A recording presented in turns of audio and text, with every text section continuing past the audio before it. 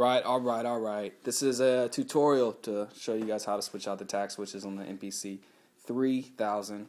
Also works for the 60 because I've done that too. Also works for the 2500. I'm sure they're all pretty much the same. So order your tact switches. Make sure you have the right ones. When they come in, they're going to look like that from Mouser for the 3000 buttons. The other ones just come in a bag for the 60, the shorter ones. These are the buttons. After you take out your board, you're going to have to take your buttons out to expose the tact switches, right? So just kind of keep them in good order so you know how they go back in. Clean them up while they're out. This is the encoder knob for the 3000. You have to take that off as well to get the board off easier. To do the job, you're going to need a beer. I recommend New Belgium. Soldering iron. Desoldering iron. They look like this. Baya. Also need some pliers. You can get a set of these little fuckers for $10. Had I known that, I wouldn't have bought this monster. But now that I have it, I might fucking poke somebody's eyes out or pull some teeth out or some shit. Okay, here's the board. I've already taken a bunch out. Well, I wouldn't say a bunch, but the general gist of it is you take your desoldering iron, make sure you have a dish or something, tap out the solder that you have. You depress the balloon, put it on the actual spot where the original ones were. I like to jiggle it around, shimmy, yeah, get it loose, let go of the balloon, it sucks the solder out, put it on the dish. Do it for the other one. The 3000 tact switches have the leads that are longer, so you're going to have to clip them. I just found that shit out this morning. And the factory ones are kind of bent as well, so you have to straighten those out so that the tact switches come out easier. It's just a pain in the ass, but well worth it, I'd say, to have a machine that this old working as good as it will once the switches are in.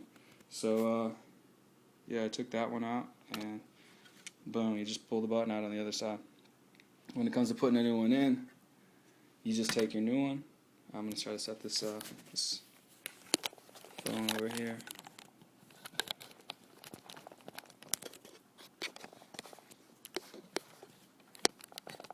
God damn it.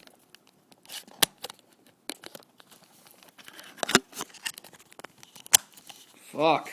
Alright, so I hope you guys can see this. You have your board. You have your new tact switch right here, the super long one. Put it through on the board. I'll give you a brief lesson on soldering. You just put them in the same spots the factory ones were. It's no big deal. Make sure you have enough. Make sure it's in there flat, is what I'm saying. So it's on a hard surface. All of it's sticking through. The solder I went with is just a 6040 rosin core. It doesn't really matter, I don't think. You take your soldering iron and you actually apply the soldering iron to the spot before you have a... You don't put the solder on first, right, to keep it clean. And you don't need much. So you heat up the spot.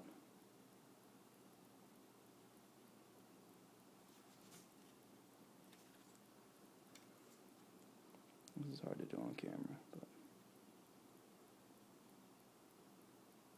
you just heat up a little dab, golden on that one. Next one, a little dab. Booyah, straight.